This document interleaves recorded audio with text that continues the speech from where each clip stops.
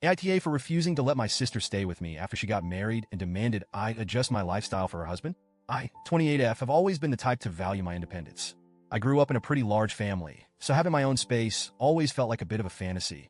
Sharing a room, juggling noise, and accommodating other people's needs were just a part of life.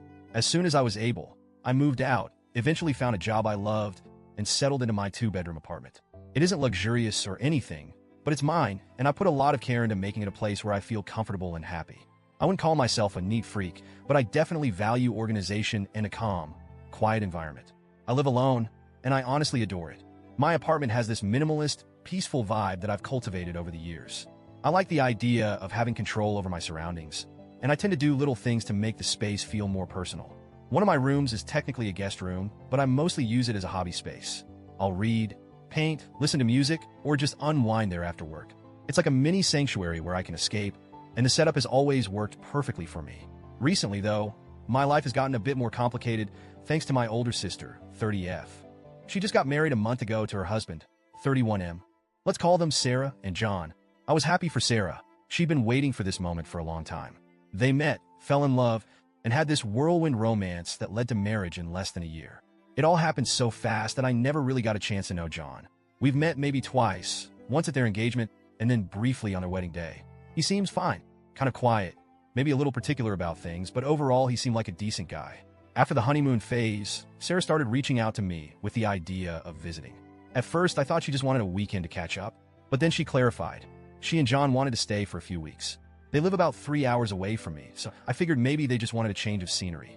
I love my sister, and I wouldn't normally have a problem with her visiting for a bit, so I said yes. But then the real kicker came. Sarah called me again, and her tone was different. Not hesitant, exactly, but more managerial. She started listing things that I would need to adjust to make the place comfortable for John. I initially thought she meant practical things like making space for their luggage or maybe putting fresh sheets on the bed. But, oh no, she had way more specific ideas in mind. Here's what she said, and it felt like a total laundry list of demands. 1. Quiet hours. Sarah told me that John works from home, so he needs an extremely quiet environment. They want me to observe quiet hours from 9 a.m. to 5 p.m. every day. That meant no music, no phone calls on speaker, and ideally, no hosting friends during the day. She said John gets distracted easily and needs peace to focus. I'm someone who often plays soft music while I work or clean, and I sometimes have friends over for coffee or just to hang out. This quiet hours rule would completely shift my whole day. 2. Full access to the guest room. The guest room is usually my little hideaway. I've got art supplies, books, and other things I use to unwind. But apparently, John needs a private space to take his work calls, so Sarah asked if I'd clear it out entirely to make it a proper office for him. When I asked why he couldn't just work in the living room, she said he finds open spaces distracting. She didn't say what I should do with all my stuff, just that I needed to find a temporary storage solution. 3. No cooking strong-smelling foods. Now, I'm not a chef by any means, but I do enjoy cooking a few things that have strong flavors, like curries or stir-fries with garlic. Sarah informed me that John has sensitive taste buds and that the smell of certain foods might bother him. So she asked if I could avoid cooking anything too fragrant, just to be considerate. 4. Making space for their relationship. This part really rubbed me the wrong way. Sarah explained that she and John need quality time in the evenings. She suggested I be mindful about noise after dinner because they need quiet evenings to connect. She also implied that I shouldn't have friends over in the evening because it could intrude on their couple time. Keep in mind, this is my own home, and I'd be expected to tiptoe around because they want to be alone. When Sarah finished talking, I felt like I'd been hit by a truck. She sounded so nonchalant, as if it were totally reasonable to ask me to rearrange my entire lifestyle for them. She framed it as a few small adjustments, but to me, it felt like they'd be taking over my entire space. I'd basically have to walk on eggshells in my own home. I barely even know John, yet I'd be bending over backward to accommodate him. I tried to explain to Sarah that I wasn't comfortable with all these changes. I told her I'd be happy to let them stay if they could compromise a bit. Maybe he could work from the living room instead of the guest room, or maybe they could just stay for a weekend instead of multiple weeks.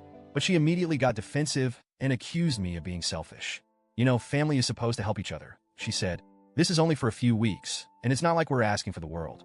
When I said that it actually felt like they were asking for a lot, she got mad. She went on a rant about how John is her husband now, and that by extension, he's family, so I should want to help him feel at home. She tried to make me feel guilty for not welcoming him into my life. But to me, it wasn't about not wanting to welcome him. It was about maintaining some boundaries and not letting them completely disrupt my space. The call ended on a sour note, and now I'm left feeling guilty. Maybe I am being too rigid. Maybe I should be more accommodating, given that it's only temporary. But the thing is, I don't want to resent them. I don't want to wake up every morning feeling anxious because I have to tiptoe around my own home for a guy I barely know. I'm scared that if I give in to all her demands, I'll end up feeling so frustrated and uncomfortable that I'll resent them both by the time they leave. It's also making me question how well I really know my sister. She's always been a bit headstrong, but this level of entitlement feels new. I can't tell if it's her new marriage talking or if this is just who she is now. I even wondered if John was putting pressure on her to make these demands, but she seemed so adamant, like she genuinely thought I owed them these accommodations as family. Since our argument, she's barely spoken to me.